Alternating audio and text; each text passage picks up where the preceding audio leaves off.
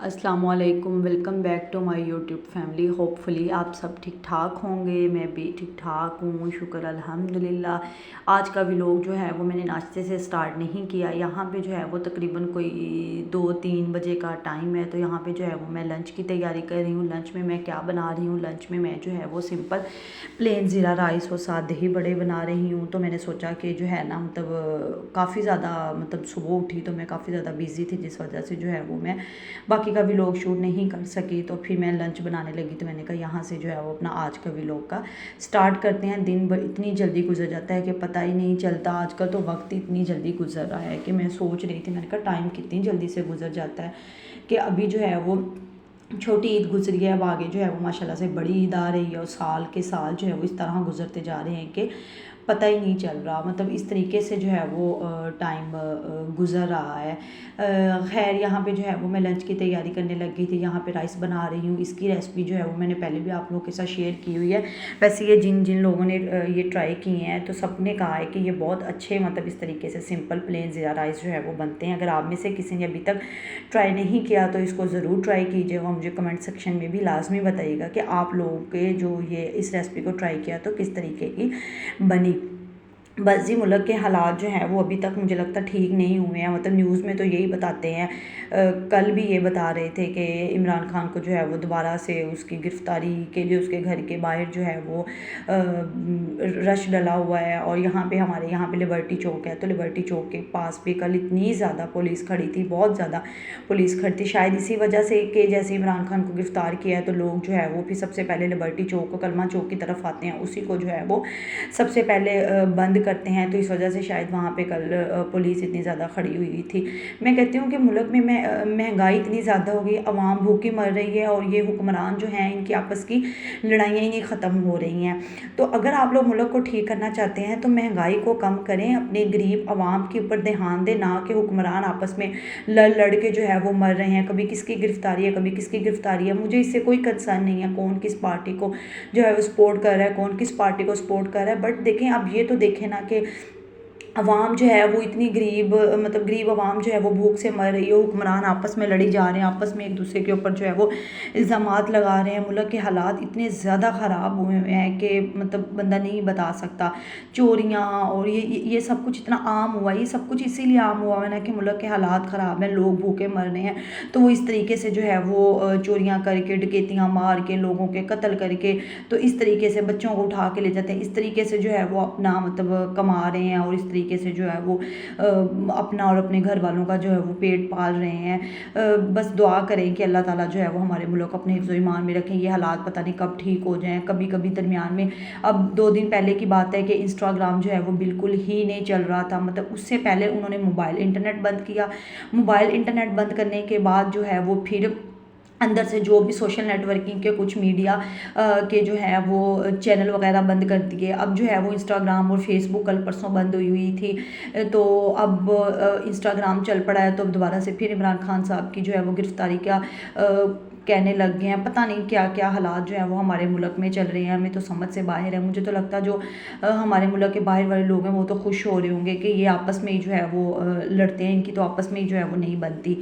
खैर बस दुआ करें, यही हो सकता है कि हम ज़्यादा से ज़्यादा जो है वो अपने मुल्क के लिए दुआ करें ताकि जो है वो हमारा मुल्क ठीक हो जाए, इसमें महंगाई थोड़ी सी कम हो। लेकिन खैर ये है कि पेट्रोल डीज़ल और ऑयल वगैरह कह रहे हैं कि कम किया हुआ है। पता नहीं, किराए तो फिर भी उतने ही लेते हैं। ये अब फैसल मूवर डाइवो वाले हैं, पेट्रोल कम भी हो जाता है बट इनकी सीट जो है वो उतने में ही होती है। इनको शायद कोई फ़र्क ही नहीं पड़ता है। जब जैसे ही पेट्रोल महंगा होता है तो ये वाले लोग जो हैं सीटें मतलब सीटों का किराया बढ़ा देते हैं, और जब पेट्रोल कम होता है तो ये सीटों का किराया बढ़ाते नहीं। मतलब इस तरीके से वो मिक्स जो है वो सारा सिस्टम चल रहा है। पता नहीं क्या बनेगा हमारे जो है वो मुल्क का।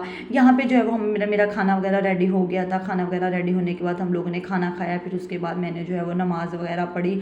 तो साथ ही फिर जो है नमाज़ वगैरह पढ़ने के बाद मैं कुरान पाक की तिलावत करने लगी। मैं मतलब कोशिश यही करती हूँ कि डेली बेसिस पे जो है वो कुरान पाक पाक को खोल लूँ, क्योंकि रमज़ान में तो डेली बेसिस पे खोल लेते थे। रमज़ान के बाद जो है वो इस रूटीन को अपने अंदर शामिल करना काफ़ी ज़्यादा मुश्किल होता था, बट मैं कोशिश करती हूँ कि मैं जो है वो डेली बेसिस को कुरान पाक की तिलावत किया करूँ। मैं इसीलिए जो है वो इसका भी ये कोई दिखावा नहीं है कि आपको वीडियो बना के दिखा रहे हैं कि कुरान पाक की तिलावत की जा रही है। इस वजह से भी है कि जो लोग मोटिवेट नहीं है, चले वो भी देखें कि हाँ भी हमें रमज़ान के बाद भी जो है वो इसको अपनी रूटीन में शामिल करना चाहिए, तब तो वो भी इसको अपनी रूटीन में जो है वो शामिल करें, डेली बेसिस पे जो है कुरान पाक की तिलावत करें।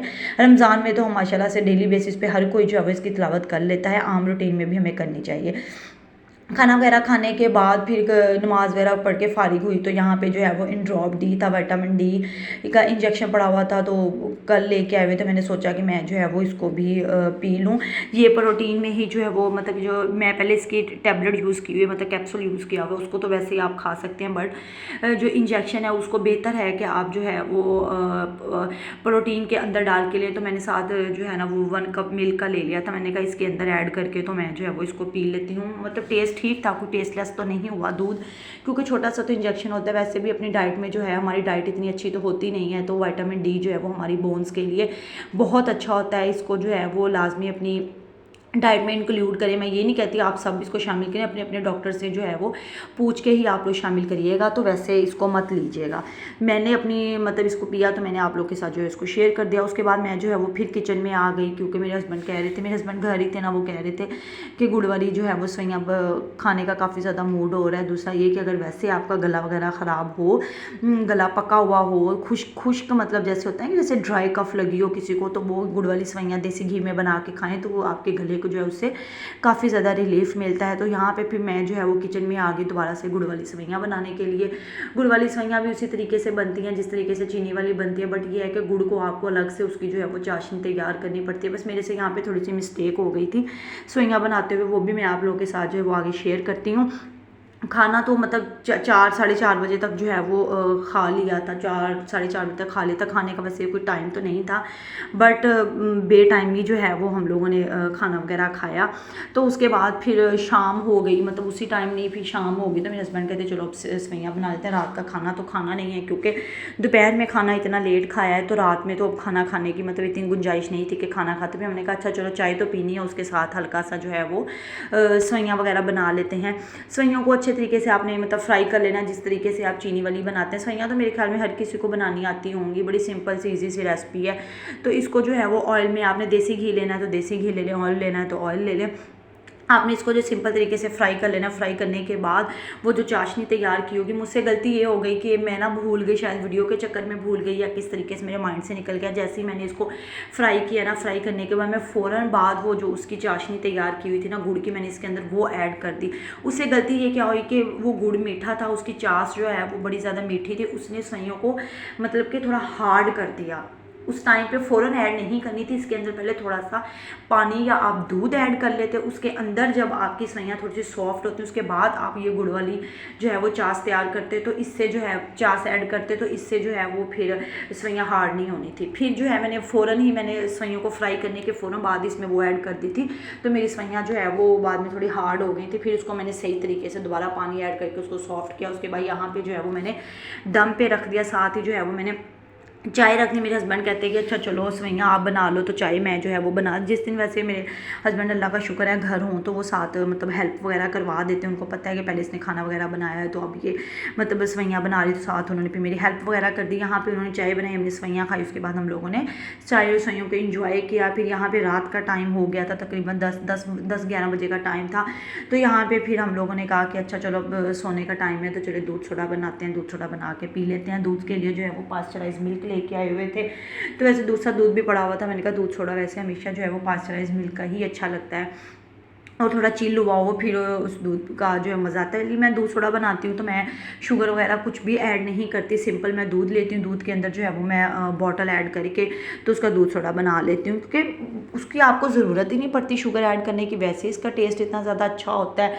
कुछ लोग जो है वो मतलब शुगर वगैरह ऐड करते हैं, बट मैं तो ऐड नहीं करती। इस तरीके से मुझे तो अच्छा लगता है। फिर यहाँ पर साथ ही मैंने अपने लिए और अपने हस्बैंड के लिए जो है वो सर्व किया, फिर दूध सोडा वगैरह पिया। आज तो मेरा सारा दिन जो है वो किचन में ही गुजरा, मतलब खाना वगैरह बनाते, ये बनाते वो बनाते। जिस दिन हस्बैंड घर हों तो उस दिन फिर मतलब कोई ना कोई फरमाइश होती रहती है, तो फिर मेरा ऑलमोस्ट दिन जो है वो किचन में ही गुजरता है। इसी के साथ मैं अपने व्लॉग का एंड करती हूँ। उम्मीद करती हूँ आपको मेरा आज का व्लॉग भी पसंद आया होगा।